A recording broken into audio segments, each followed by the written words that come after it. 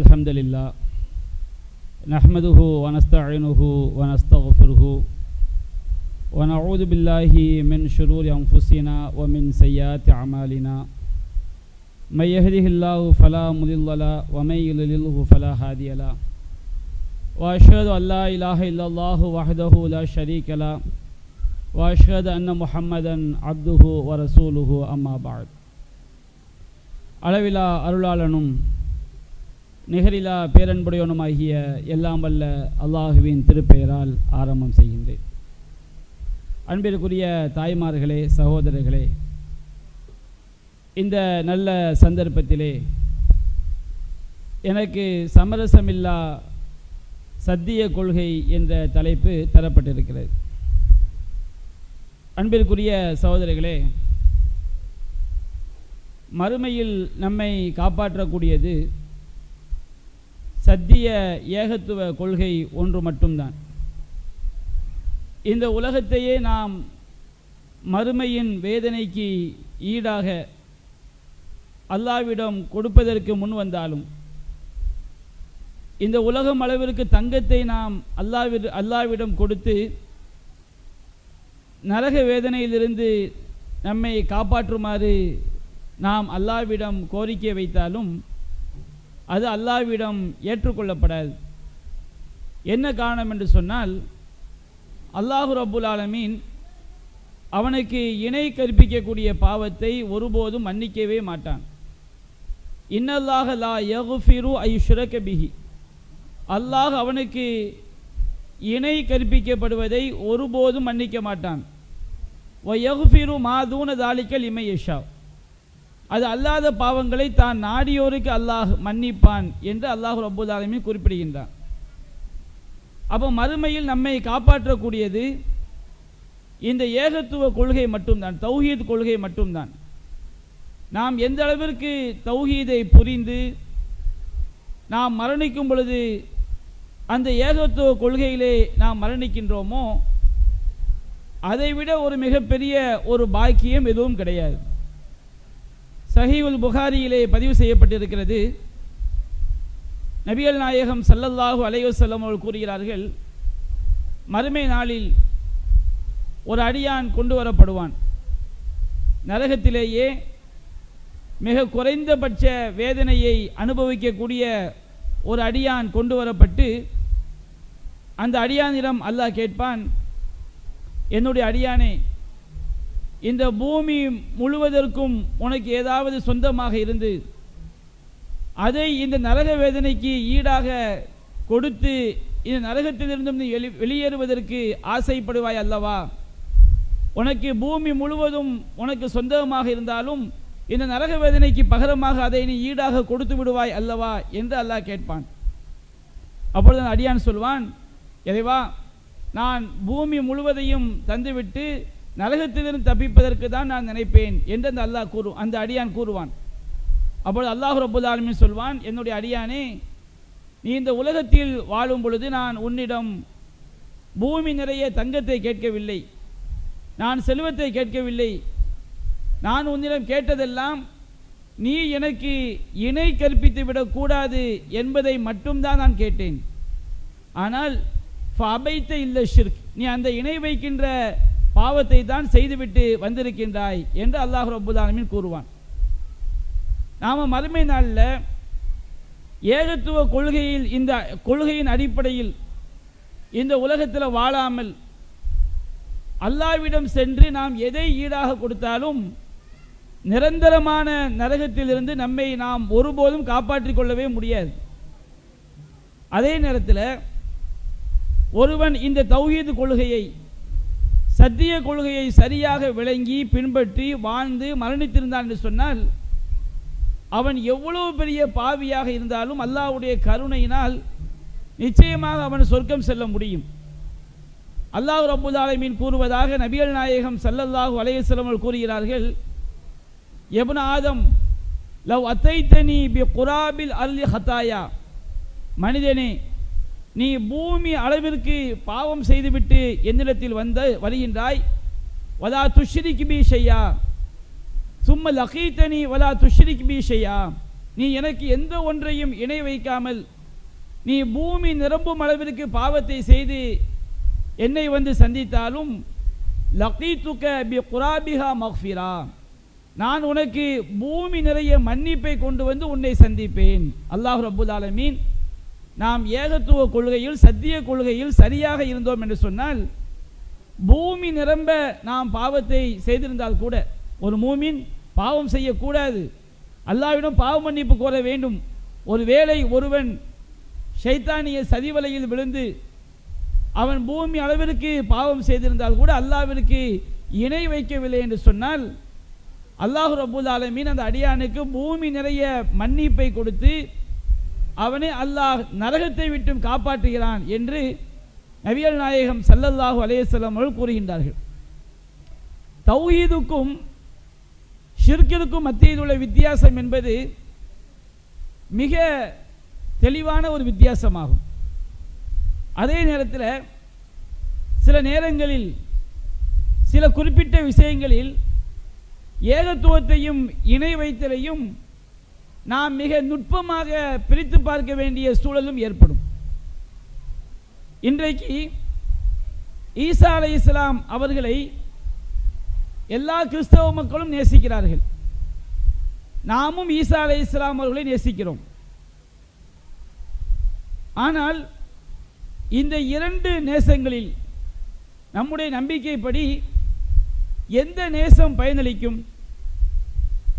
நசாராக்கள் ஈசா அலைஹிஸ்ஸலாம் அவர்களை மிக அதிகமாக நேசிப்பதினால் அவர்களுடைய நேசம் அவர்களை சொர்க்கத்திற்கு கொண்டு செல்லுமா? நிச்சயமாக கொண்டு செல்லாது. என்ன காரணம்?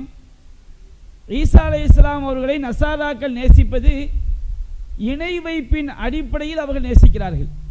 நேசிப்பது உண்மைதான், அதில் நாம் குறை சொல்ல முடியாது. ஈசா அலைஹிஸ்ஸலாம் அவர்களை நேசிப்பதாக இருக்கட்டும், மரியம் அலைஹிஸ்ஸலாம் அவர்களை நேசிப்பதாக இருக்கட்டும், நேசம் என்பது உண்மைதான். ஆனால் அந்த நேசம் அவர்களை மறுமையில் காப்பாற்றுமா என்று சொன்னால் நிச்சயமாக காப்பாற்றாது. என்ன காரணம்?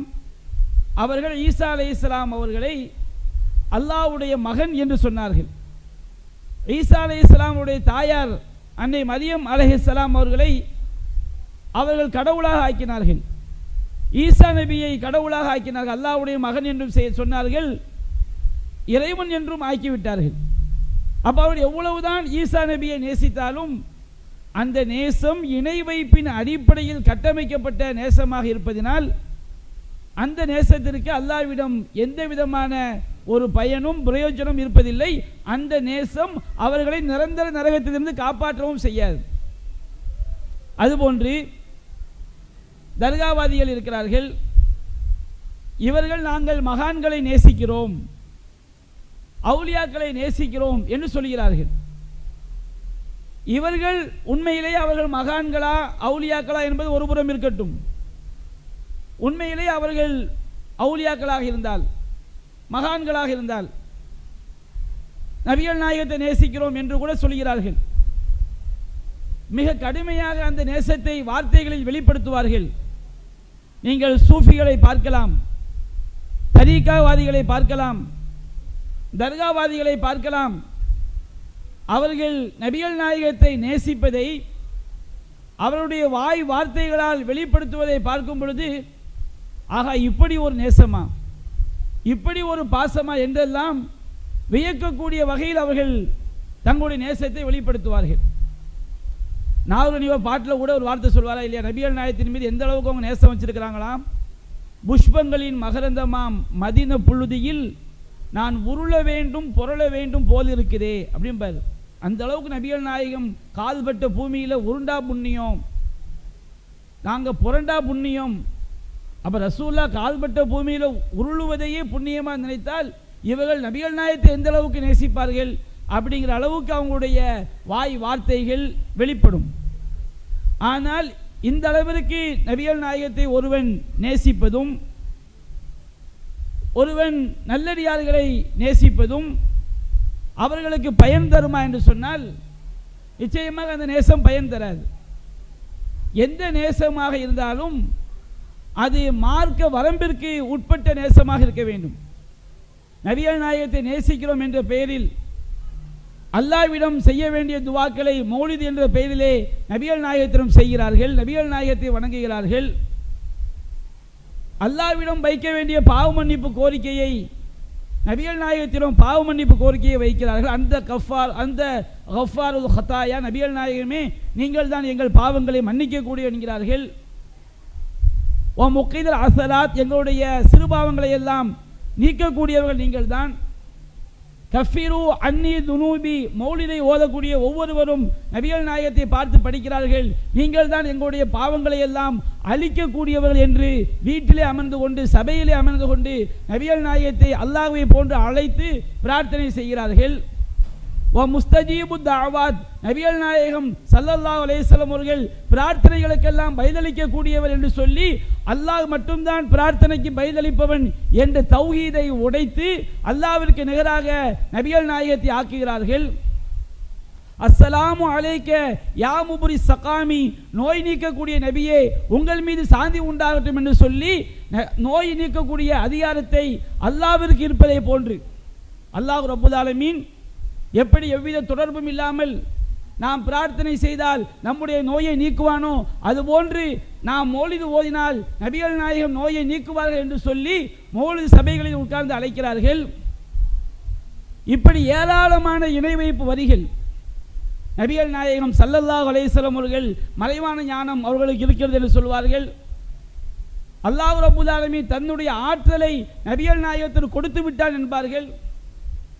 அல்லாஹ் ரப்புல் ஆலமீன் தன்னுடைய ஆற்றலை, இறைவனுக்கு நிகரான ஆற்றலை முஹைதீன் அப்துல் காதர் ஜீலானிக்கு கொடுத்து விட்டார் என்பார்கள்.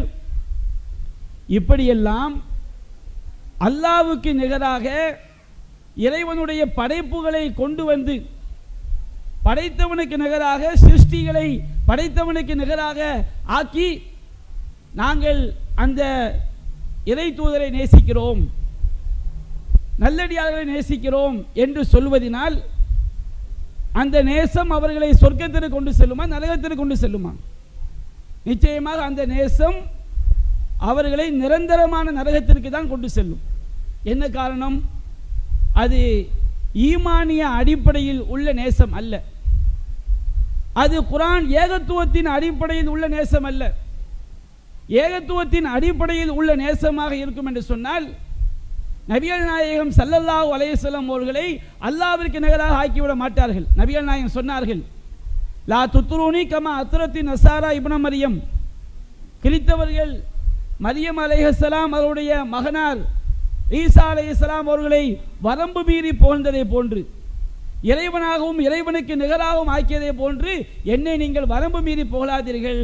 ஃபகூலு அப்துல்லாஹி வ ரசூலு, என்னை அல்லாஹ்வுடைய அடியார் என்ற அளவில் வைத்து சொல்லுங்கள், அல்லாஹ்வுடைய தூதர் என்ற அளவில் வைத்து சொல்லுங்கள்.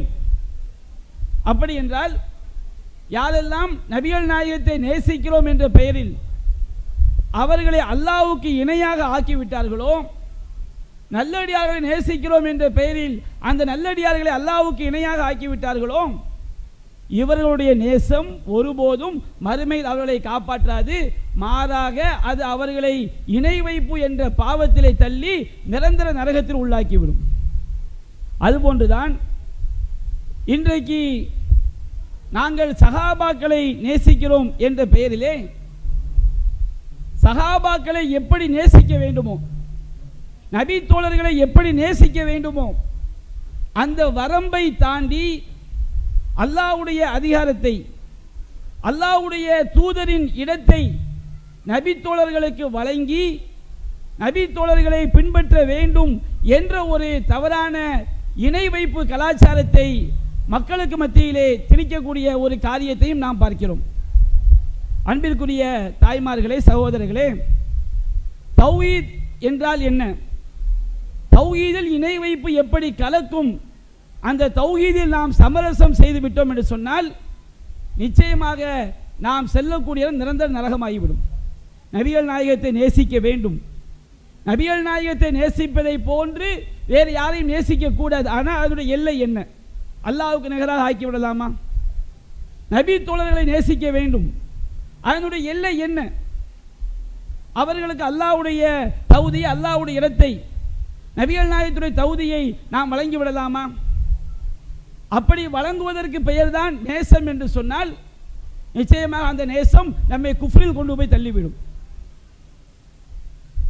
ஒரு தடவை ஷேக் அப்துல்லா ஜமாலி பேசும் பொழுது இந்த வஹாபிகள் சலவாத்து சொல்லக்கூடாதுன்னு சொல்றாங்க அப்படிங்கிறாரு.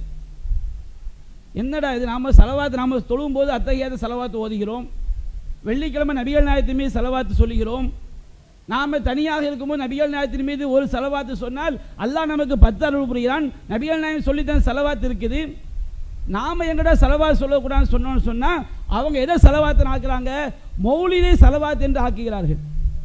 அந்த மௌலிதை இவங்க எழுதி வைத்த அந்த கட்டுக்கதைகளை, பொய்களை, புழுகு மூட்டைகளை, இணை வைப்பு வாசகங்களை சலவாத் என்று ஆக்கிவிட்டு இந்த சலவாத்தை வகாபிகள் நாம நஜாத்துக்காரங்க ஷிர்க் செய்யக்கூடாதுன்னு சொல்றோமே, நாம ஓதக்கூடாதுன்னு சொல்றோமா, அதனால் இவர்கள் சலவாத்து சொல்லக்கூடாதுங்கிறாங்க.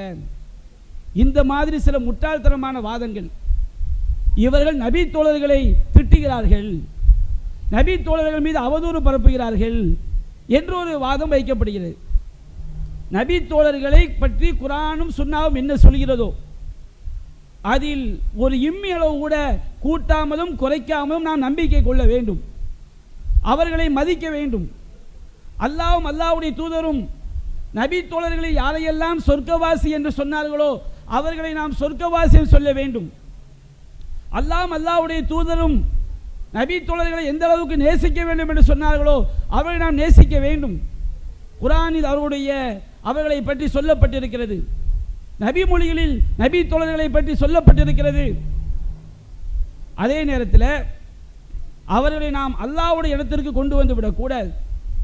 இன்றைக்கு நவீன சலஃபி கொள்கை என்ற பெயரிலே அதைத்தான் ஒரு சில இளைஞர்கள் அறியாமல் செய்து கொண்டிருக்கிறார்கள். அல்லாஹ் ரப்பல் ஆலமீன் திருமறை குர்ஆன்ல நூற்றுக்கணக்கான வசனங்களில் அல்லாஹ் சொல்லக்கூடிய சட்டம் என்ன, இத்தபிஉ மா உன்சில இலைக்கும் ரப்பிக்கும், உங்கள் இறைவனிடமிருந்து உங்களுக்கு அருளப்பட்டவற்றை நீங்கள் பின்பற்றுங்கள். வலா தத்தபிஉ மின் தூனிஹி அவுலியா, இறைவன் அல்லாதவர்களை நீங்கள் நேசர்கள் ஆக்கி பின்பற்றாதீர்கள். அல்லாஹ்விடமிருந்து அருளப்பட்டது மட்டும்தான் மார்க்க சட்டம் இஸ்லாம் என்று அல்லாஹ் கூறுகின்றான். ஃபமன் லம் யஹ்கும் பிமா அன்ஸலல்லாஹ் ஃபஉலாயிக ஹுமுல் காஃபிரூன், அல்லாஹ் அருளியதை கொண்டு மார்க்க சட்டங்களை எடுக்காதவர்கள், தீர்ப்பளிக்காதவர்கள் காஃபிர்கள் அல்லாஹ் கூறுகின்றான். ஃபமன் லம் யஹ்கும் பிமா அன்ஸலல்லாஹ் ஃபஉலாயிக ஹுமுல் ஸாலிமூன், அல்லாஹ் அருளியதை கொண்டு தீர்ப்பளிக்காதவர்கள் அநியாயக்காரர்கள். ஃபமன் லம் யஹ்கும் பிமா அன்ஸலல்லாஹ் ஃபஉலாயிக ஹுமுல் ஃபாசிகூன், அல்லாஹ் அருளியதை கொண்டு தீர்ப்பளிக்காதவர்கள் பாவிகள் என்று அல்லாஹ் கூறுகின்றான். நபிகள் நாயகம் ஸல்லல்லாஹு அலைஹி வஸல்லம் அவர்களுக்கு அல்லாஹ் சொல்லுகின்றான், நபியே ஃபஸ்தம்சிக் பில்லதி ஊஹிய இலைக், உமக்கு வஹியாக அறிவிக்கப்படுவதை பற்றி பிடிப்பீராக என்று அல்லாஹ் சொல்லுமாறு கூறுகின்றான்.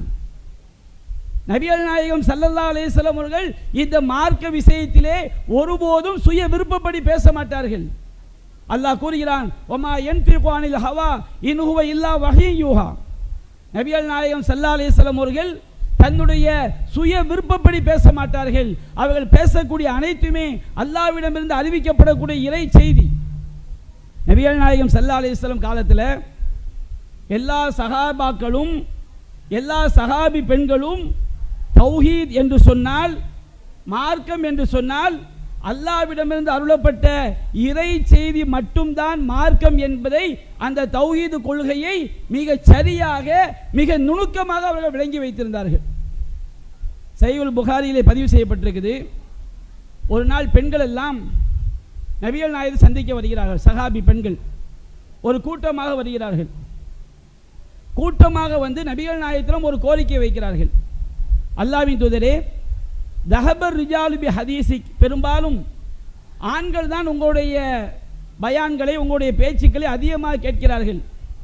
பெண்களாக எங்களுக்கு அந்த வாய்ப்பு கிடைப்பதில்லை, அடிக்கடி பள்ளிக்கு வர முடிவதில்லை, கணவனுக்கு செய்ய வேண்டிய கடமைகள் இருக்கிறது, குழந்தைகளை கவனித்துக் கொள்ள வேண்டிய கடமைகள் இருக்கிறது. அப்போ உங்களுடைய பேச்சுக்களை அதிகமாக கேட்கக்கூடிய வாய்ப்பு பெண்களாக எங்களுக்கு இல்லை. எனவே எங்களுக்கென்று ஒரு நாளை நீங்கள் ஒதுக்கி நிர்ணயம் செய்து, அந்த பெண்கள் நபிகள் நாயகத்திடம் கோரிக்கை வைக்கிறார்கள். எந்த அளவிற்கு மிக தெளிவாக அவர்கள் மார்க்கத்தை விளங்கி இருக்கிறார் என்பதை அந்த பெண்கள் பயன்படுத்தக்கூடிய வார்த்தை, துஅல்லிமுனா மிம்மா அல்லமக்கல்லாஹ், நாயகமே அல்லாஹ் உங்களுக்கு கற்றுத்தந்ததை நீங்கள் எங்களுக்கு கற்றுத்தாருங்கள். பெண்களுடைய கோரிக்கை என்ன? இஸ்லாம் என்றால் என்னவென்பதை மிக சரியாக விளங்கி வைத்திருக்கிறார்கள். நபிகள் நாயகம் சொல்லக்கூடிய இஸ்லாம் என்பது நபிகள் நாயகத்துடைய சுய கருத்து அல்ல. யாராவது நபிகள் நாயகத்துடைய இஸ்லாம் நபிகள் நாயகத்துடைய சுய கருத்து என்று சொன்னால் அவன் காஃபிர். ஏன்னா அல்லாஹ் ரப்பல் ஆலமீன் நபிகள் நாயகத்தை சொல்லும்போது அவர் தன்னுடைய சுய விருப்பப்படி பேச மாட்டார். மார்க்கமாக நபிகள் நாயகம் சொன்னதெல்லாம் அல்லாஹ்விடமிருந்து அறிவிக்கப்பட்ட இறை செய்தி. சஹாபாக்கள் இந்த கொள்கையை தெளிவாக விளங்கி வைத்திருந்தார்கள். அதனால்தான் பெண்கள் கூட நபிகள் நாயகத்திடம் சொல்கிறார்கள், அல்லாஹ்வின் தூதரே துஅல்லிமுனா மிம்மா அல்லமக்கல்லாஹ், அல்லாஹ் உங்களுக்கு கற்றுத்தந்ததிலிருந்து எங்களுக்கு நீங்கள் கற்றுத்தாருங்கள். அப்ப நபிகள் நாயகம் ஸல்லல்லாஹு அலைஹி வஸல்லம் அவர்கள் பெண்களுக்கென்று ஒரு நாளை ஒதுக்கி ஒரு நேரத்தை ஒதுக்கி துஅல்லிமுஹுன்ன மிம்மா அல்லமஹுல்லாஹ், அல்லாஹ் நபிகள் நாயகத்திற்கு கற்றுக் கொடுத்த விஷயங்களிலிருந்து அந்த பெண்களுக்கு நபிகள் நாயகம் ஸல்லல்லாஹு அலைஹி வஸல்லம் அவர்கள் கற்றுக் கொடுத்தார்கள். அன்பிற்குரிய தாய்மார்களே, சகோதரர்களே, இஸ்லாத்தினுடைய அடிப்படை இறை செய்தி மட்டும்தான், வஹி மட்டும்தான் இஸ்லாம். குர்ஆன் என்பது அல்லாஹ்விடமிருந்து வந்த இறை செய்தி. நபிகள் நாயகத்துடைய பேச்சுக்கள் என்பது அல்லாஹ்விடமிருந்து வந்த இறை செய்தி. இந்த ரெண்டை தவிர வேறு ஏதாவது ஒன்றை ஒருவன் இஸ்லாத்துடைய அடிப்படை என்று உண்டாக்கினால் நிச்சயமாக அது தௌஹீதில் சமரசம் செய்வதாக ஆகிவிடும். தௌஹீதில் நாம் சமரசம் செய்தால் அது நம்மை இணை வைப்பில் கொண்டு போய் தள்ளிவிடும். அதே நேரத்தில் இன்னொன்றையும் இங்கே நாம் பதிய வைத்துக் கொள்ள வேண்டும். சில வழிகேடர்கள் இருக்கிறார்கள். அந்த வழிகேடர்கள் நபிகள் நாயகம் ஸல்லல்லாஹு அலைஹி வஸல்லம் அவர்களை நாம் அல்லாஹ்வுக்கு நிகராக ஆக்குவது கூடாதுன்னு சொல்றோம். அதான் நபிகள் நாயகத்தை இகழலாமா? அதுபோன்று சஹாபாக்களை அல்லாஹ்வுக்கு நிகராக ஆக்கிவிடக் கூடாது, நபிகள் நாயகத்தை நிகராக ஆக்கிவிடக் கூடாது என்று சொல்லும்போது சில வழிகேடர்கள் நபிகள் நாயகம் சஹாபாக்களை அவதூறாக பேசிவிடுகிறார்கள். அதுவும் வழிகேடு, பயங்கரமான வழிகேடு. உஸ்மான் ரலியல்லாஹு அன்ஹு அவர்களை கொலை செய்ததில் அலி ரலியல்லாஹு அன்ஹு அவர்களுக்கு முழு பங்கு இருக்கிறது என்று வரலாற்றை திரித்து இட்டுக்கட்டப்பட்ட செய்திகளை எல்லாம் ஆதாரமாக வைத்து ஒரு வழிகட்ட கூட்டம் என்ன செய்கிறார்கள்? சஹாபாக்கள் மீது அவதூறை பரப்புறது. ஏன்டா இப்படி அவதூறு பரப்புறீங்க? நபி தோழர்கள் மீது இல்லாத அபாண்டங்களை எல்லாம் ஏன் சுமத்துகிறீர்கள்? உஸ்மான் ரலியல்லாஹு அன்ஹு கொல்லப்பட்டு 3 நாள் அவங்களுடைய உடல் குப்பை கிடங்கில் கிடந்தது. அலி ரலியல்லாஹு அன்ஹு அதை பார்க்காமல் இருந்தார், அவர்தான் அது காரணம் என்றெல்லாம் நபி தோழர்கள் மீது வெறுப்பை உமிழக்கூடிய வார்த்தைகள், விஷத்தை கக்கக்கூடிய வார்த்தைகள், நாம் நபி தோழர்கள் மீது வெறுப்பை உண்டாக்கக்கூடிய வார்த்தைகளை எல்லாம் இன்னொரு வழிகட்ட கூட்டம் பயன்படுத்தி கொண்டிருக்கிறது. அப்ப நாம் இந்த ரெண்டிலும் மாட்டிக்கொள்ளக்கூடாது. நபி தோழர்களை நேசிக்கிறோம் என்ற பெயரிலே அவர்களை அல்லாஹ்வுக்கு இணையாகவும் ஆக்கிவிடக்கூடாது. நபி தோழர்களை நாங்கள் பின்பற்றவில்லை என்று சொல்லிக்கொண்டு அவர்கள் மீது அபாண்டம் பரப்பக்கூடிய கூட்டமாக மாறிவிடக்கூடாது. அப்ப இந்த இரண்டிற்கும் மத்தியில் சரியான பாதையில் நாம் செல்லும் பொழுதுதான் நாம் இம்மையிலும் வெற்றி பெற முடியும், மறுமையில் வெற்றி பெற முடியும். இன்றைக்கு நபி தோழர்களை பின்பற்றுகிறோம் என்று சொல்லக்கூடியவர்கள் இதற்கு குர்ஆனிலிருந்து ஒரு சான்றை காட்ட முடியுமா? காட்ட முடியாது. எப்படி யூதர்கள் தௌராத்துடைய வசனங்களை தங்கள் நாவுகளால் திரித்தார்களோ அதுபோன்று திரிக்கக்கூடிய வேலைகளை எப்படி மதுகப்வாதிகள் மதுகப்பை நியாயப்படுத்துவதற்காக பல்வேறு நபிமொழிகளை திரித்தார்களோ, பல்வேறு வசனங்களை திரித்தார்களோ, தரீகாவாதிகள் தரீகாவை நியாயப்படுத்துவதற்காக ஏராளமான வசனங்களை திரித்தார்களோ, ஹதீஸ்களை திரித்தார்களோ, அதுபோன்று நவீன சலஃபி வழிகேடர்களும் ஏராளமான வசனங்களையும் ஹதீஸ்களையும் திரிக்கக்கூடிய காட்சியை பார்க்கிறோம். வஹ்தத்துல் வஜூத்னு ஒரு கொள்கை இருக்குங்க. காண்பதெல்லாம் கடவுள், எல்லாமே கடவுள்னு ஒரு கொள்கை இருக்கு. சூஃபிகள் என்ற பெயரை தரீகாவாதிகள் வச்சிருக்கிறாங்க. மண்ணிலிருந்து உருவானவை எல்லாம் மண்ணாகத்தானே இருக்க முடியும் அவங்களுடைய வாதம். மண்ணிலிருந்து உருவானவை எல்லாம் மண்ணாகத்தான் இருக்க முடியும். தண்ணீரிலிருந்து உருவானவை தண்ணியாகத்தானே இருக்க முடியும். இப்படியெல்லாம் சொல்லிக்கொண்டு அல்லாவிலிருந்து உருவானவை அல்லாவா தானே இருக்க முடியும் பாங்க முட்டாள்கள். நாம் என்ன அல்லாவிலிருந்து உருவானவர்கள்? அல்லாவால் படைக்கப்பட்டவர்கள். மண்ணிலிருந்து உருவான பொருள் மண்ணாக இருக்க முடியும், அது உண்மைதான். அதனுடைய மூலமே மண். நம்முடைய மூலம் என்ன? அல்லாவா? அல்லாஹ் நம்மை படைத்தானா? அது நம்முடைய மூலம் அல்லாவா? அப்போ இந்த தரீக்கா வழி என்ன செய்வாங்க? நீ ஏன்பா எல்லாத்தையும் கடவுள்னு சொல்றீங்க? மண்ணிலிருந்து உருவானவை எல்லாம் மண்ணாக இருக்க முடியும், நீரிலிருந்து உருவானவை எல்லாம் நீராக இருக்க முடியும், ஹக்கிலிருந்து உருவானவை எல்லாம் ஹக்காக இருக்க முடியும். உட்கார்ந்து இருக்கிற கூமுட்டை புரியல்னு வச்சுக்கிடுங்க, அவங்க பயான் பண்ற சபையில். ஆமாம், சரிதானே, நாம் அல்லாஹ்விலிருந்து தானே உருவானோம். அல்லாஹ்விலிருந்து உருவானோம் என்றால் அல்லாஹ் நம்மை படைத்தான். நம்முடைய மூலம் அல்லாவா? அல்லாஹ் மண்ணை கொண்டு நம்மை படைத்தான், ஆதமை படைத்தான். ஆதமிலிருந்து இந்திரியத்தின் மூலமாக உருவாகக்கூடியவளாக படைத்தான். படைத்தவனும் படைப்பிடங்களும் இணையாக முடியுமா? லைஸக மிஸ்லிஹி ஷைஉன், அல்லாஹ்வை போன்று எதுவும் இல்லை என்று அல்லாஹ் சொல்லி காட்டுகிறான். எப்படி தரீக்காவாதிகள் வேத வசனங்களை திரிப்பார்களோ, மதுகபாதிகள் எப்படி வேத வசனங்களை திரித்தார்களோ, வேத வசனங்களில் ஹதீஸ்களை மாற்றினார்களோ, அதுபோன்று இந்த நவீனத்துவவாதிகளும் தங்களுடைய கொள்கையை நியாயப்படுத்துவதற்காக ஏராளமான இறை வசனங்களை திரிக்கக்கூடிய காரியத்தை செய்கிறார்கள். அதில் ஒரு சில வசனங்களை மட்டும் நான் சொல்லிவிட்டு, என்னுடைய இந்த கொள்கை மிக பிழையானது, இதில் நாம் மிக எச்சரிக்கையாக இருக்க வேண்டும் என்பதற்கு சான்றாக நான் சொல்லி காட்டுகிறேன். முதலாவது ஒரு வசனம் என்னவென்று சொன்னால், 4வது அத்தியாயம் 115வது வசனம். அல்லாஹ் கூறுகிறான், வமையு ஷாக்கிக்கு ரசூல் மிம்பதி மாத்த பையன் லஹுல் ஹுதா வயத்தபி கைர சபீலில் மூமினின் வனுவல்லிஹி மா தவல்லா வனுஸ்லிஹி ஜஹன்னம். எவர்கள் தனக்கு நேர்வழி தெளிவான பிறகு, நேர்வழி என்றால் ஹுதா என்றால் அல்லாஹ்விடமிருந்து அருளப்பட்ட இறை செய்தி, குர்ஆன் சுன்னா தெளிவான பிறகு இறை தூதருக்கு மாறு செய்கிறான். இப்போ உதாரணமாக ஒருவன் திருடிட்டான்னு வச்சுக்கிடுங்க, இஸ்லாமிய அரசாங்கம் இருக்கிறது, ஒருவன் திருடி விட்டான். திருடியதுக்கு குர்ஆனுடைய சட்டம் என்ன? குர்ஆனுடைய சட்டம் குறிப்பிட்ட அளவுக்கு மேலே, 1/4 தீனாருக்கு மேலே திருடி இருந்தால் இஸ்லாமிய அரசாங்கம் அவனுடைய கையை வெட்ட வேண்டும். இது மார்க்கத்துடைய சட்டம். ஒரு இஸ்லாமிய கவர்மெண்ட் இருந்தால் திருடனுக்கு அந்த சட்டத்தை நிறைவேற்றும். இவன் ஒரு மூமின் இருக்கிறான், திருடி விட்டான், மாட்டிக்கொண்டான். மூமின் திருடுவானா இல்லையா? மூமின் ஷிர்க் வைக்க மாட்டான். சில நேரங்களில் ஷைத்தான் வழிகெடுத்து மூமினாக இருந்தாலும் திருடுவான். இப்போ அவனுக்கு அரசாங்கம் என்ன செய்து கையை வெட்டும் போது அவன் சொல்கிறான், நான் இதுக்கு இந்த சட்டத்துக்கு நான் உட்பட மாட்டேன், திருட்டு கூட்டம் நிரூபிக்கப்பட்டுடுச்சு, இந்த சட்டத்தை நான் ஏற்றுக்கொள்ள மாட்டேன் என்று அவன் இறை தூதருக்கு மாறு செய்து எத்தபி கைர சபீதில் மூமினின், மூமின்களுடைய பாதை வஹியை பின்பற்றுவது. கைர சபீதில் மூமினின், மூமின்கள் அல்லாஹ்வுடைய பாதை என்று சொன்னால் இறை மறுப்பாளருடைய பாதை. இறை மறுப்பாளருடைய பாதை என்ன? அல்லாஹ்வுடைய மார்க்கத்தை கோணலாக சித்தரிப்பது. அப்போ அவன் சொல்கிறான், நான் இந்த சட்டத்தை ஏற்றுக்கொள்ள மாட்டேன், இறை மறுப்பாளருடைய சட்டம் தான் சரியா இருக்கு, அதைத்தான் நான் பின்பற்றுவேன் என்று ஒருவன் சென்றால் அவனை செல்ல வழியிலேயே செல்ல விட்டு நரகத்தில் கொண்டு போய் சேர்ப்போம் என்று அல்லாஹ் சொல்கிறான். இப்போ தலாக்குடைய சட்டம் இஸ்லாம் சொல்லப்பட்டிருக்கு, குர்ஆன் சொன்னபடி தலாக்குடைய சட்டம் இருக்குது. இப்போ ஒரு கணவன் என்ன செய்கிறான்? மார்க்க சட்டப்படி ஒரு மனைவியை தலாக் செய்கிறான். முத்தலாக் அல்ல, குர்ஆன் சொன்ன சட்டப்படி ஒரு பெண்ணை தலாக் செய்கிறான். அது ஒரு பெண் என்ன செய்கிறாள்? கணவனை பிடிக்காத நேரத்திலே அவள் ஹுது முறைப்படி கணவனை பிரிகிறாள். இப்பொழுது ஒரு கணவன் மார்க்க சட்டப்படி ஒரு பெண்ணை தலாக் செய்யும் பொழுது அந்த பெண் சொல்கிறாள், நான் மார்க்கத்துடைய சட்டத்தில் கட்டுப்பட மாட்டேன். சில பேர் என்னமா செய்ய போற?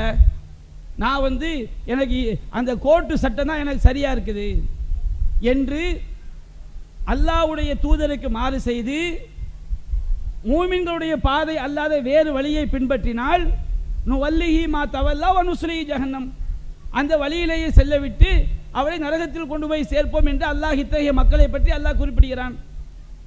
இதில் மூமின்களுடைய பாதை அல்லாது என்று சொன்னால் காஃபிருடைய பாதை, இறை தூதருக்கு மாறு செய்வது என்று சொன்னால் மார்க்க சட்டத்தை ஏற்றுக்கொள்ள மறுத்து மூமின்கள் அல்லாதவருடைய சட்டத்தை பெரிதாக கருதுவது. இதில் எங்கே இறை வஹி அல்லாததை நபி தோழர்களை பின்பற்ற வேண்டும் என்பதற்கோ, அது எல்லோரும் கூடி குர்ஆன் சுன்னாவில் இல்லாத ஒரு முடிவை ஒட்டுமொத்தமாக எடுத்துவிட்டால், அது குர்ஆன் சுன்னாவிலும் இல்லாவிட்டால் அதை பின்பற்ற வேண்டும் என்பதற்கோ இந்த வசனத்தில் எங்கே ஆதாரம் இருக்கிறது? இது ஆதாரம் காட்டுறாங்க. பார்த்தீர்களா, அல்லாஹ் மூமின்களுடைய பாதையில் செல்ல வேண்டும் என்கிறான். மூமின்களுடைய பாதையில் செல்ல வேண்டும் அல்லாஹ் சொல்லவில்லை. மூமின்கள் அல்லாதவருடைய பாதையில் செல்பவனுக்கு நரகம் என்று அல்லாஹ் சொல்கிறான். மூமின்களுடைய பாதை என்பது அது குர்ஆன் சுன்னாதான். குர்ஆன் சுன்னாதான் மூமின்களுடைய பாதை. வமா கான லிமூமினின் வலா மூமினத்தின் இதா கலல்லாஹு வ ரசூலுஹு அம்ரன் ஐ யகுன லஹுல் ഖിയറத்து மின் அம்ரிஹிம். அல்லாஹ்வுடைய தூதரும் ஒரு விஷயத்தில் முடிவு செய்து விட்டால், தீர்ப்பளித்து விட்டால், அதிலே சுய விருப்பம் கொள்வது ஈமான் கொண்ட எந்த ஆணுக்கும் பெண்ணுக்கும் தகுதியானதல்ல. ஈமான் இருந்தால் அப்படி செய்யவே மாட்டாங்க. ஈமான் இருந்தால் அப்படி செய்யவே மாட்டாங்க. அப்போ நம்முடைய ஒரு மூமினுடைய பாதை என்பது வஹி குர்ஆன் சுன்னாவை பின்பற்றுவது மட்டும்தான் ஈமான்தாரியுடைய பாதை. அப்போ இந்த வசனத்தில் சஹாபாக்களை பின்பற்ற வேண்டும் என்பதற்கோ அல்லது எல்லோரும் சேர்ந்து ஒட்டுமொத்தமாக குர்ஆன் சுன்னாவில் இல்லாத ஒன்றை சட்டமாகிவிட்டால் அது மார்க்கமாகிவிடும் என்பதற்கோ எந்த ஒரு ஆதாரம் என்ன செய்யாது, கிடையாது. அடுத்து சூரத்து தௌபாவில் 100வது வசனம் அல்லாஹ் கூறுகிறான், வஸாபிகூனல் அவ்வலூன மினல் முஹாஜிரீன வல் அன்சார் வல்லதீன தபஊஹும் பிஇஹ்சான். இந்த வசனத்தை விளங்குறதுக்கு சொல்றதுக்கு முன்னாடி சஹாபாக்களை பற்றி நாம் விளங்கிக் கொள்ள வேண்டும். சஹாபாக்கள்ல ரெண்டு பிரிவு இருந்தார்கள். ரெண்டு பேருமே நல்லவர்கள் தான். ஒரு பிரிவு என்ன, ஆரம்ப காலத்திலேயே இஸ்லாத்தை ஏற்றவர்கள், ஹிஜ்ரத் செய்தவர்கள், மார்க்கத்திற்காக போர்க்களங்களிலே பங்கு கொண்டவர்கள், அவர்களுக்கு உதவி செய்த அடைக்கலம் கொடுத்த அன்சாரி சகாபாக்கள். இவர்கள் ஆரம்ப கால மக்கள். அடுத்து பிற்காலத்தில் இஸ்லாத்தை ஏற்றுக்கொண்டவர்கள், மக்கா வெற்றிக்கு முன்பாக இஸ்லாத்தை ஏற்றுக்கொண்டவர்கள், மக்கா வெற்றிக்கு பிறகு இஸ்லாத்தை ஏற்றுக்கொண்டவர்கள். இதை பற்றி அல்லாஹ் ரப்பல் ஆலமீன் சூரத் அன்ஃபால் 8வது அத்தியாயம் 75வது வசனத்திலும் அல்லாஹ் கூறுகின்றான். அதே போன்று சூரத்துல் ஹஷ்ர் 59வது அத்தியாயம் 10வது வசனத்திலும் அல்லாஹ் கூறுகின்றான். அதே போன்று சூரத்துல் ஹதீத் 57வது அத்தியாயம் 10வது வசனத்திலும் அல்லாஹ் சொல்கின்றான். 57வது வசனம் அத்தியாயம் 10வது வசனம் அல்லாஹ் சொல்வதை பாருங்கள். லா யஸ்தவி மின்கும் மன் அன்ஃபக மின் கப்லில் ஃபத்ஹி வ காத்தல.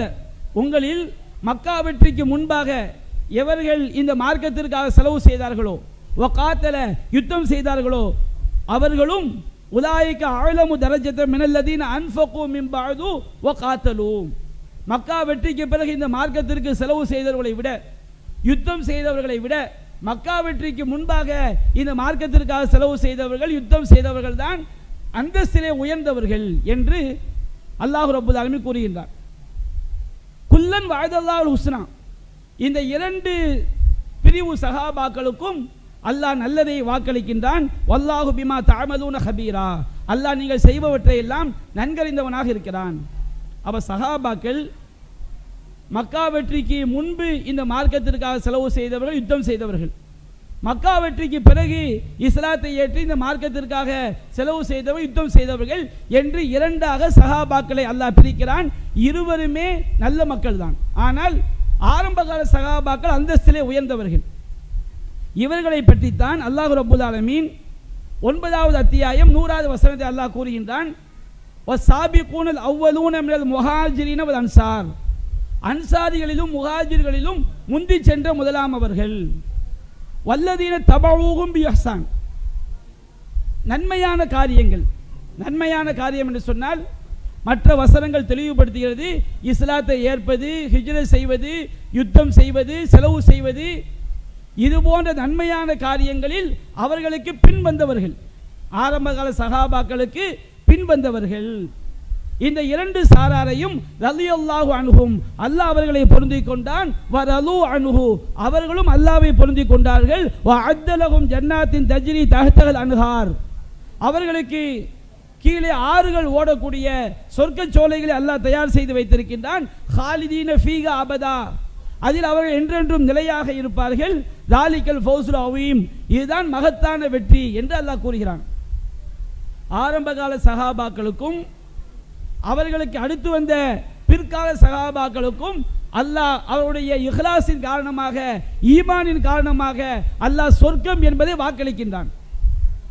இது நபி தோழர்களின் சிறப்புகளை எடுத்து சொல்லக்கூடிய வசனம். இந்த வசனத்தில் இத்தபஅங்கிற வார்த்தை வருது பாருங்க. இத்தபஅங்கிற வார்த்தை வந்ததனால் இது சஹாபாக்களை பின்பற்றுவதைத்தான் சொல்கிறது என்று தவறான ஒரு வியாக்கியானம் கொடுத்து இணை வைப்பு கொள்கையை நோக்கி அழைப்பதை பார்க்கிறோம். குர்ஆன்ல வழிகேடர்களும் இப்படித்தான் வார்த்தைகளை எப்படி புரிய வேண்டுமோ அப்படி புரியாமல் ஷிர்க்கை நோக்கி அழைப்பாங்க. ஷேக் அப்துல்லா ஜமாலி இருக்காரா இல்லையா, ஷிர்கினுடைய தலைவர். இந்த தரீகா கூட்டங்கள் நீங்க ஏன்பா கபூர்ல போய் துவா செய்றீங்க அப்படின்னு கேட்டா அவங்க ஒரு பதில் சொன்னாங்க. என்ன பதில் தெரியுமா? குர்ஆன்ல அல்லாஹ் சொல்றான், யஹபுலிமை யஷாவு இனாசா வ யஹபுலிமை யஷாவு ஸுகூர் அவ் யுஸவ்விஜுகும் ஸுக்ரானா வ இனாசா. அல்லாஹ் தான் நாடியோருக்கு ஆண் குழந்தைகளை அன்பளிப்பாக கொடுக்கின்றான், தான் நாடியோருக்கு பெண் குழந்தைகளை அன்பளிப்பாக கொடுக்கின்றான், தான் நாடியோருக்கு ஆண் குழந்தைகளையும் பெண் குழந்தைகளையும் கலந்து கொடுக்கின்றான். ஓ எஜாலுமை யஷாவு அகீமா, தான் நாடியோரை குழந்தை பாக்கியம் மற்றோராக ஆக்குகிறான். இந்த வசனம் என்ன சொல்லுது? அல்லாஹ் தான் பிள்ளைகளை நமக்கு அன்பளிப்பா தர்றான், ஆம்பளை பிள்ளையை தர்றான், பெண் குழந்தையை தர்றான்னு சொல்லுது. இன்னொரு வசனத்தில் அல்லாஹ் சொல்றான், மரியம் அலைஹிஸ்ஸலாம் அவர்களை ஜிப்ரீல் அலைஹிஸ்ஸலாம் அவர்கள் மரியம் அலைஹிஸ்ஸலாம் அவர்களிடம் வருகிறார்கள். அப்பொழுது ஜிப்ரீல் அலைஹிஸ்ஸலாம் மரியம் அலைஹிஸ்ஸலாம் அவர்களை பார்த்து சொல்கிறார்கள், லி அஹபலகி குலாமன் ஜக்கியா, நான் உனக்கு பரிசுத்தமான குழந்தையை அன்பளிப்பு தருவதற்காக வந்தேன். ஷிர்கியத்தான கூட்டத்துடைய வாதம் குர்ஆன் வழிபாட்டு வசனத்தை எப்படியெல்லாம் திரிக்கிறார்கள் பாருங்கள். எப்படி திரிக்கிறாங்க பாருங்கள். அல்லாஹ் குழந்தையை அன்பளிப்பு தருவதாக அந்த வசனம் சொல்கிறது, இங்கே ஜிப்ரீல் அன்பளிப்பு தருவதாக இந்த வசனம் சொல்கிறது. சரி, அப்ப அல்லாஹ்வும் அன்பளிப்பு தர்றான், அல்லாஹ் மூலம் ஜிப்ரீல் அன்பளிப்பு தர்றாரு, காரணம். அதனால் நாங்க காரணம் என்ற அடிப்படையில் ஜிப்ரீல்கிட்ட துவா கேட்கலாம். நபிகள் நாயகத்தை ஏன்டா துவா கேட்குறீங்க? காரணம் என்ற அடிப்படையில் நபிகள் நாயகர் துவா கேட்கலாம். அவுலியாக்கள் ஏன்டா துவா கேட்குறீங்க? காரணம் என்ற அடிப்படையில் அவுலியாக்கள் துவா கேட்கலாம். அல்லாஹ்க்கு நேர்ச்சி செய்யலாமா? நேர்ச்சி செய்யலாம். அவுலியாக்களை நேர்ச்சி செய்றீங்க, காரணம் என்ற அடிப்படையில் அவுலியாக்கு நேர்ச்சி செய்யலாம். அல்லாஹ்க்கு சஜிதா பண்ணலாமா? சஜிதா பண்ணலாம், அது வணக்கம். அவுலியாக்கு சஜிதா பண்ணலாமா? காரணம் என்ற அடிப்படையில் சஜிதா பண்ணலாம். இது யாருடைய வாதம் தெரியுமா? வழிகட்ட முஷ்ரிக்கினுடைய வாதம். மௌலிது விவாதத்தில் அதான் வச்சாங்க. குர்ஆன்ல ஒரு இடத்துல அல்லாஹ் அன்பளிப்பு செய்கிறான் வருது, இன்னொரு இடத்துல ஜிப்ரீல் அன்பளிப்பு செய்கிறான் வருது. இதுக்கு என்ன அர்த்தம்? ஒரு வார்த்தையை அதிகாரம் உடையவனுக்கும் சொல்வார்கள், பணியாளனுக்கும் சொல்வார்கள். வார்த்தையால் ஒன்றுபட்டு இருப்பதால் ரெண்டும் சமம் என்று விளங்கிவிட முடியாது. இப்ப சொல்றோம், அமைச்சர் ஒரு மருத்துவமனையை கட்டினார் அப்படின்னு சொல்றோம், கொத்தனார் மருத்துவமனையை கட்டினார் அப்படின்னு சொல்றோம். கட்டினார் என்பதை அமைச்சரோடும் சேர்க்கிறோம், கொத்தனாரோடும் சேர்க்கிறோம். அமைச்சர் மருத்துவமனையை கட்டினார்னா அமைச்சர் வந்து சாந்து குலைச்சாரு, கம்பி கட்டினாரு, சிமெண்ட்டை பூசினாரு, செங்கல் வச்சாருன்னு அர்த்தம். அமைச்சர் மருத்துவமனையை கட்டினார்னா உத்தரவு போட்டார், பணத்தை ஒதுக்கினார், அவர் அதிகாரம் பெற்றவர். கொத்தனார் கட்டினார்னா அவர் இடப்பட்ட வேலையை செய்தார், அவருக்கு அதிகாரம் கிடையாது. அதை விட இன்னும் யோசிச்சு பாருங்க. தமிழக முதலமைச்சர் மகளிர் உரிமை தொகை மாதம் 1000 ரூபாய் வழங்கினார். ரேஷன் கடைக்காரர் 1000 ரூபாய் கொடுத்தாரு, ரேஷன் கடைக்காரர் வழங்கினார். வழங்கினார் என்பதை அமைச்சரோடு தொடர்புபடுத்தும் போது தமிழக முதலமைச்சர் ஒவ்வொரு பொம்பளைட்டா வந்து ஒவ்வொரு பெண்ணிடமா வந்து 1000 கொடுத்தான்னு அர்த்தமா? அவர் அதிகாரம் பெற்றவர், 1000 ரூபாய் கூட உத்தரவு போட்டார். ரேஷன் கடைக்காரர் பணியாளர், அவர் பணியை செய்தார். வார்த்தையில் வழங்கினார் என்று வருவதனால் இரண்டும் சமமாகி விடுமா? காரணம் என்பதனால் அல்லாஹ்வுடைய வணக்கத்தை காரணத்துக்கு செய்ய முடியுமா? இந்த சவுண்டு உங்களுக்கு கேட்கறதுக்கு மைக்கு காரணமா இருக்குது. மைக்கே என்னுடைய பேச்சை எல்லாரும் கேட்க வேண்டும், மைக்கிட்ட துவா கேட்கலாமா? அல்லாஹ் நான் பேசுகிற பேச்சை எல்லாருக்கும் விளங்க வை, நான் பேசுகிற பேச்சு விளங்குறதுக்கு இந்த மைக்கு ஒரு காரணமாக இருக்குது. மைக்கே என் பேச்சை எல்லாருக்கும் விளங்க வை, ஏன்னா இது காரணமாக இருக்கிறது அல்லவா? சரி, நம்ம பூமியிலிருந்து நிறைய தானியங்கள் விளைஞ்சு வருது. அல்லாஹ் மழையின் மூலமாக தானியங்கள் விளைவதற்கு பூமியை காரணமாக ஆக்கியிருக்கிறான். சோறு கிடைக்குது, அல்லாஹ் பூமியே, பூமி தாயே எனக்கு சோறு இல்லை, நீ தான் தரணும், பூமியிட்ட துவா கேட்கலாமா? உலகத்தில் ஒவ்வொன்றுக்கும் கோடிக்கணக்கான காரணங்கள் இருக்கிறது. இந்த ஏசியிலிருந்து குளிர்ந்த காற்று வருது, அது அல்லாஹ் குளிர்ந்த காற்று கிடைப்பது காரணமாக்கியிருக்கிறான். ஏசியே எனக்கு குளிர்ந்த காற்றை தான் சொல்லி வீட்டில் உட்காந்துட்டு ஏசியில் துவா கேட்கலாமா? வீட்டில் சமையல் ஆக்கிறதுக்கு நம்ம வீட்டுக்கு கணவன் வீட்டுக்கு வர்றாரு, தாயோ மனைவியோ சமைச்சு வைக்கிறாங்க, அந்த ரிசுக்கு கிடைக்கிறதுக்கு அவங்கள அல்லாஹ் காரணமாக்கி இருக்கிறான். அதனால் பள்ளியாசலில் உட்காந்துட்டு என்னுடைய மனைவியே எனக்கு ரிசுக்கு தான் கேட்கலாமா? எவ்வளோ முட்டாள்கள் பாருங்க. இந்த முட்டாள்கள், இந்த முஷ்ரிக்கீன்கள் எதை வைத்து மக்களை வழிகெடுக்கிறார்கள்? குர்ஆனுடைய வசனங்கள் தான். அங்கே அல்லாஹ் அன்பளிப்பு செஞ்சான், இங்கே அல்லாஹ் அன்பளிப்பு செஞ்சான். நேர்வழி காட்டுதல் இருக்கு பாருங்க. இதுக்கு ரெண்டு அர்த்தம் இருக்கு. ஒன்று, நேர்வழியை சொல்லுதல். இப்போ நாம் சொல்கிறோம் வஹியை மட்டும் பின்பற்றுங்க, இது நேர்வழியை சொல்லுதல், இது நேர்வழி காட்டுதல் தான். இன்னொரு அர்த்தம் என்ன தெரியுமா? உள்ளத்தை நேர்வழியின் பக்கம் கொண்டு செல்லுதல். நமக்கு நேர்வழி காட்டுறவனும் அல்லாஹ், உள்ளத்தை நேர்வழி கொண்டு செல்றவனும் அல்லாஹ். நபிகள் நாயகம் நேர்வழியை சொல்ல முடியுமே தவிர உள்ளத்தை நேர்வழியில் கொண்டு போய் சேர்க்கக்கூடிய ஆற்றல் அல்லாஹ்வை தவிர யாருக்கும் கிடையாது. ஒரு வசனத்தை அல்லாஹ் சொல்லுவான், நபியே இன்னக லா தஹ்தி மன் அஹ்பப்த, நபியே நீங்கள் நாடியோருக்கு நேர்வழி காட்ட முடியாது. இதுக்கு என்ன அர்த்தம்? நபிகள் நாயகம் நினைச்ச ஆளுகெல்லாம் உள்ளத்தை இஸ்லாத்தை பின்பற்றுமா செய்ய முடியாது. இதே வார்த்தை இன்னக லா தஹ்தி இலா சிராத்தி முஸ்தகீம், நபியே நீங்கள் நேரான பாதையை காட்டுகிறீர் என்று வருகிறது. இங்க என்ன அர்த்தம்? நபிகள் நாயகம் எல்லாருடைய உள்ளத்தை மாத்துறாங்கன்னு அர்த்தமா? தர்கா வழிகேட்டு இருக்காங்களா இல்லையா? இந்த வசனம் எடுத்துட பார்த்தீர்களா? நபிகள் நாயகத்தால் நேர்வழி காட்ட முடியாது என்று வஹாபிகள் சொல்கிறார்கள். அப்போ அதான் சரியான கொள்கை. யாருடைய உள்ளத்தையும் நேர்வழியை கொண்டு போய் சேர்க்க முடியாது. தான் நாம் சொல்கிறோம். இல்லை, அல்லாஹ் சொல்கிறான், நபியை இன்னக லா தஹ்தி இலா சிராத்தி முஸ்தகீம், நபியை நீங்கள் நேரான பாதையை காட்டுகிறீர். அதற்கு என்ன அர்த்தம்? நபிகள் நாயகம் உள்ளத்தை மாற்றுவாங்கன்னு அர்த்தமா? நபிகள் நாயகம் நேர்வழியை சொல்வாங்கன்னு அர்த்தம். அதே மாதிரி இத்தப என்றால் அதில் இரண்டு அர்த்தம் இருக்கிறது. ஒன்று பின்பற்றினான் என்ற அர்த்தம், இன்னொன்று பின் தொடர்தல் என்ற அர்த்தம். அல்லாஹ்வை மட்டும், அல்லாஹ்வுடைய இறை செய்தியை மட்டும் பின்பற்ற வேண்டும். இத்தபியுமா உன்சில இலைக்கும் ரப்பிக்கும், உங்கள் இறைவனிடமிருந்து உங்களுக்கு அருளப்பட்டதை நீங்கள் பின்பற்றுங்கள். அல்லது இன்னொரு அர்த்தத்தில் பின்பற்றுதல் என்ற வார்த்தையை பயன்படுத்த தப்பு கிடையாது.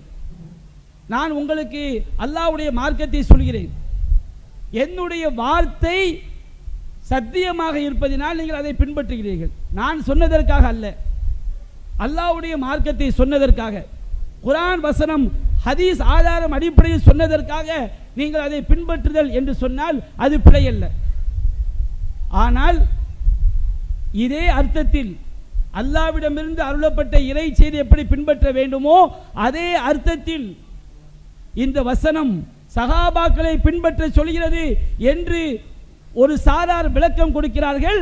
அந்த விளக்கம் உண்மையிலேயே இணை கற்பிக்கக்கூடிய விளக்கம், அல்லாஹ்வோடு படைப்பினங்களை ஷிர்க் வைக்கக்கூடிய விளக்கம். அல்லாஹ் கேட்கிறான், நாம கேட்கிறோம், அல்லாஹ் பார்க்கிறான், நாம பார்க்கிறோம், ரெண்டும் சமமாயிர முடியுமா? அப்போ ஒரு வார்த்தை அல்லாஹ்விற்கு பயன்படுத்தப்பட்டால் அது என்ன அர்த்தம்? ஒரு வார்த்தை படைப்பினங்களுக்கு பயன்படுத்தப்பட்டால் அது என்ன பொருள் என்பதை சிந்திக்காத கூட்டமாக இன்றைக்கு நவீன சலஃபு கொள்கை என்ற பெயரிலே இந்த வழிகேடர்கள் ஏராளமான குர்ஆன் வசனங்களை, ஹதீஸ்களை தங்களுடைய நாவுகளால் திரிப்பதை பார்க்கிறோம், தவறான பொருள் கற்பிப்பதை பார்க்கிறோம்.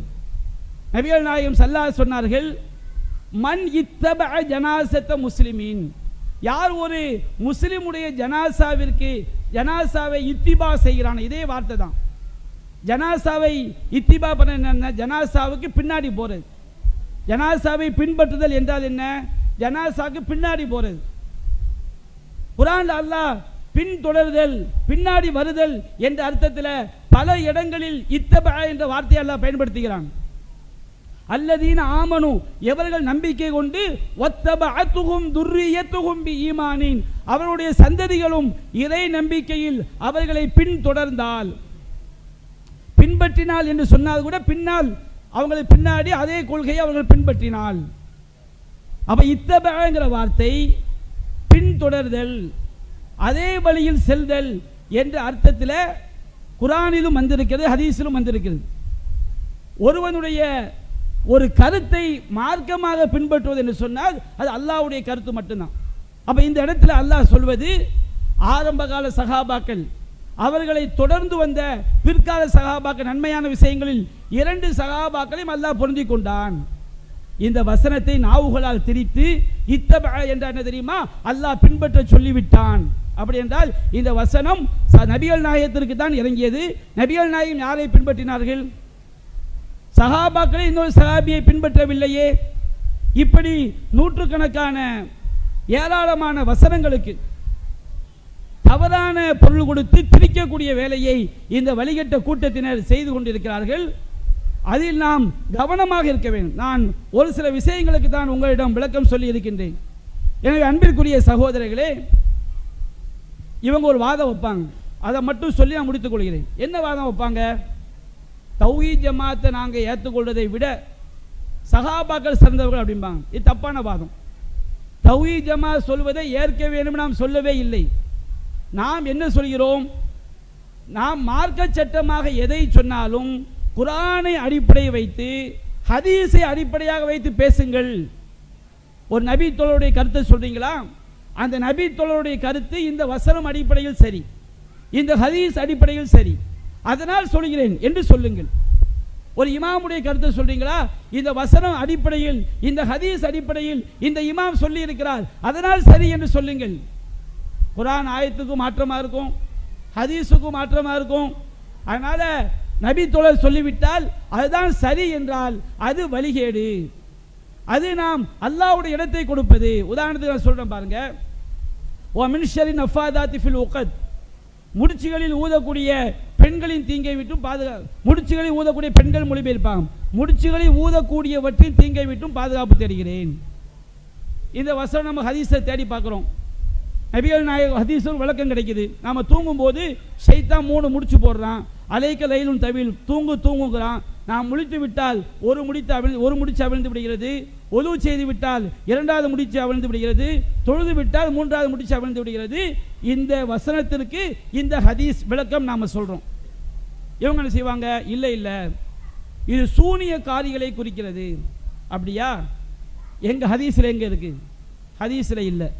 குர்ஆனில் எங்கே இருக்கு? குர்ஆனில் இல்லை. வேற எங்கப்பா இருக்குது? ஒரு சஹாபி சொல்லி இருக்கிறார், அதனால் அந்த வசனத்துக்கு இதுதான் விளக்கம். ஏன் நபிகள் நாயகத்துடைய விளக்கம் உனக்கு போதுமானதாக இல்லையா? நபிகள் நாயகம் விளக்கம் சொல்லி இருக்கிறாங்களே, அந்த விளக்கம் போதுமானதாக இல்லையா? இப்படி ஏராளமான விஷயங்களில் நபிகள் நாயகம் சொன்ன விளக்கம் இருக்கும் பொழுது அந்த விளக்கத்தை போதுமாக்கி கொள்ளாமல் மனித கருத்துக்களை குர்ஆனுக்கு விளக்கமாக ஆக்கும் போது அங்கே வழிகேடு வருகிறது. தௌஹீத் ஜமாத் என்ன சொல்றோம்? குர்ஆனுடைய விளக்கத்தை குர்ஆனிலிருந்தும் ஹதீஸிலிருந்தும் பெற வேண்டும். குர்ஆனை படியுங்கள். ஒவ்வொரு வசனத்துடைய விளக்கத்தையும் இன்னொரு வசனம் தெளிவுபடுத்தும், ஹதீஸ்கள் தெளிவுபடுத்தும். ஹதீஸ்களை நாம் படித்துக் கொண்டே இருக்கும் பொழுது குர்ஆனுடைய ஞானத்தை தந்து கொண்டே இருக்கும். ஒரு ஹதீஸுடைய விளக்கத்தை இன்னொரு ஹதீஸ் தெளிவுபடுத்தும், குர்ஆனுடைய வசனம் தெளிவுபடுத்தும். குர்ஆன் அல்லாஹ் சொல்றான், நீங்கள் பெண்களை தொட்டால், பெண்களை தீண்டினால், தண்ணீர் கிடைக்காவிட்டால் தயமம் செய்து கொள்ளுங்கள். தீண்டினால் என்பது 2 அர்த்தம். ஒன்று இப்படி தொட்டாலும் தீண்டுறது தான். ஒரு கூட்டம் அதே அர்த்தமாக கொடுத்து பெத்த தாயை தொட்டாலும் ஒழு முடிஞ்சிருங்கிறாங்க. ஹதீஸை தேடி பார்க்கிறோம். ஹதீஸ் சொல்கிறது, நபிகள் நாயகம் தொழும் பொழுது ஆயிஷாவுடைய காலில் குத்துவார்கள். தொழுது கொண்டிருக்கும் போதே ஒரு பெண்ணை தொடுவதனால் ஒழு முறியும் என்றால் நபிகள் நாயகம் தொடும் போது ஒழு முறிந்திருக்காது. ஆயிஷா ரலியல்லாஹு அன்ஹா ரசூலுல்லாஹ் தொழும்போது கையை வச்சு தொழாவுவாங்க. ஆயிஷாவுடைய கால் ஆயிஷாவுடைய கை ரசூலுல்லாஹ்வுடைய கால் மீது பட்டது. ஒரு பெண்ணுடைய கை பட்டுவிட்டால் ஒது முறிந்து விடும் என்றால் ரசூலுல்லாஹ் சஜிதாவில் இருக்கும் பொழுதே ஆயிஷாவுடைய கை பட்டிருக்கிறது. அப்படி என்றால் நீங்கள் பெண்களை தொட்டால் என்பது தொடுவதை குறிக்காது. அல்லாஹ் இலக்கியமாக தாம்பத்தியத்தை சொல்லி காட்டுகிறான் என்று புரிவதுதான் குர்ஆனை ஹதீஸை வைத்து புரிவது. மலை தொழுகையில் ரசூலுல்லாஹ் மேலாடையை மாற்றி போட்டார்கள். பெண்கள் மேலாடையை மாற்றி போடாம கேள்வி வருது. அப்ப பெண்களுக்கு தலைப்பகுதி அவுரத்து ஹதீஸில் பொதுவாக தான் வருது. பொதுவாக வந்தால் பெண்களையும் உள்ளடக்கும். பெண்களை உள்ளடக்கமாக அடக்காதா? பெண்கள் தலைப்பகுதி அவர்களுக்கு மறைக்க வேண்டிய பகுதி. எனவே இந்த சட்டம் அவர்களுக்கு பொருந்தாது என்பதை குர்ஆன் வசனங்களை வைத்து சொல்கிறோம். முந்தைய இமாம்கள் ஹதீஸ் அடிப்படையில், ஆதாரங்கள் அடிப்படையில் இந்த விளக்கத்தை சொல்லி இருந்தால் அதை எடுத்து காட்டுகிறோம். இது இமாமை பின்பற்றுவதா? பின்பற்றுவதல்ல. அவர்கள் சொன்ன பதில் குர்ஆன் ஹதீஸ் அடிப்படையில் இருக்கிறது. சஹாபாக்கள் சொன்ன பதில் குர்ஆன் ஹதீஸ் அடிப்படையில் இருந்தால் குர்ஆன் ஹதீஸ் அடிப்படையில் இருப்பதால் ஏற்றுக்கொள்கிறோம் என்று சொல்ல வேண்டும். ஹதீஸில் ஒரு சட்டம் இருக்கும், 2 பேர் சேர்ந்து தொழுவது அல்லாஹ்க்கு பிரியமானது என்று இருக்கும். இவன் சொல்லுவான் 2வது ஜமாத் நடத்தக்கூடாதும்பான். இந்த சட்டத்தை எங்கிருந்து எடுத்த? முன்வாழ்ந்த இமாம்கள் சொல்லியிருக்கிறாங்க. நபிகள் நாயகம் சேர்ந்து தொழுவது சிறப்புன்னு சொன்னால் எப்பொழுது சேர்ந்து தொழுதால் என்ன? முதல் ஜமாத்துக்கு மதிப்பில்லாமல் போயிடும். முதல் ஜமாத்துக்கு வந்தால் அதிக மதிப்பு, அதற்குத்தான் முக்கியத்துவம் கொடுக்க வேண்டும். தகுந்த காரணங்களால் ஒருவனுக்கு தாமதமாகிவிட்டது, தாமதமாக வந்தவர்கள் சேர்ந்து தொழக்கூடாது என்று சொல்வதற்கு நீ யார்? அப்போ அன்பிற்குரிய இப்படி ஏராளமான சட்டங்களில் ரசூலுல்லாஹ் ஒன்றை சொல்லி இருப்பார்கள், இவர் அதற்கு மாற்றமாக தீர்ப்பு சொல்வார்கள். ஏனப்பா இப்படி தீர்ப்பு சொல்கிறீர்கள்? சஹாபாக்கள் இதை தடுத்திருக்கிறார்கள்.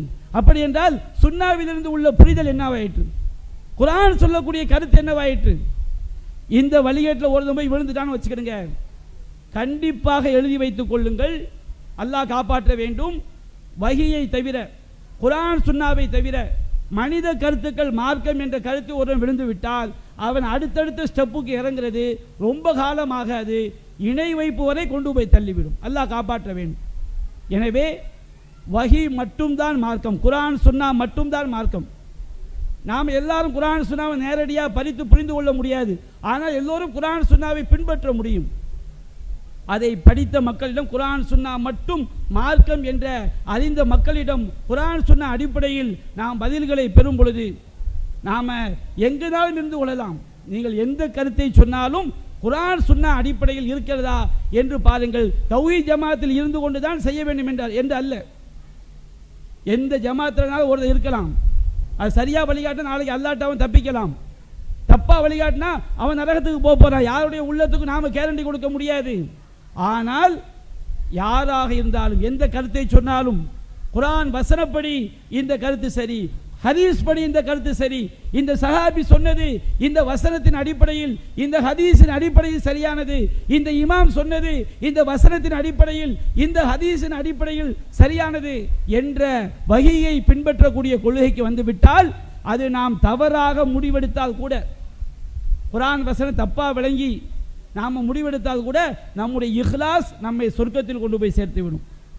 இல்லை, அல்லாஹ்வை தவிர மனித கருத்துக்களும் மார்க்கமாகும் என்ற வழிகேட்டிற்கு சென்று விட்டால் அது நம்மை இணை வைப்பில் கொண்டு போய் தள்ளிவிடும். அல்லாஹ் ரப்பல் ஆலமீன் அந்த வழிகேட்டிலிருந்து நம் அனைவரையும் பாதுகாப்பான என்று கூறி என்னுடைய இந்த தலைப்பை நான் நிறைவு செய்கிறேன். வாஹிரு தஅவானா அல்ஹம்துலில்லாஹி ரப்பில் ஆலமீன். அஸ்ஸலாமு அலைக்கும் வரஹ்மத்துல்லாஹி வபரகாத்துஹு.